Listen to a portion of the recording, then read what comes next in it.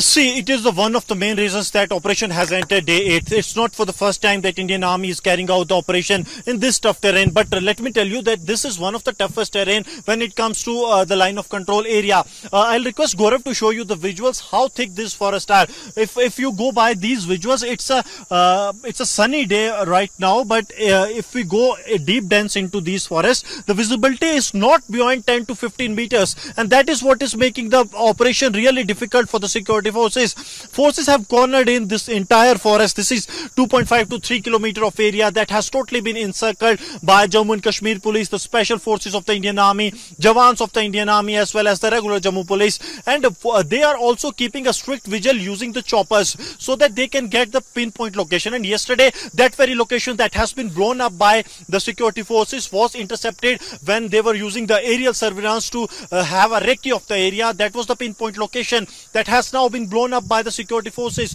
So now the combing and search operation is underway. The forces are trying to find out whether some terrorists were still holed up there so that they can get an idea of about the number of terrorists as well as the casualties the terrorists have faced. Now I'll request Gaurav to keep showing you the visuals that this is the forest. This is a thick forest, and that is the one of the reason this operation has entered into day 8. It is if we speak of this decade, it is one of the longest running operation in Jammu and Kashmir. We haven't seen operation of such nature going for almost more than a week in this decade. Last operation was in 2009, in January 2009, that lasted for some 9 days, and that was the longest running operation in the Bhatidar forest of the Poonch. And now a similar kind of operation is underway in the Poonch district in Bhati Duriya forest range, and those security forces are trying to get to neutralize these terrorists who are hiding here for almost 9 days, 8 days it's been in the encounter, and the terrorists are still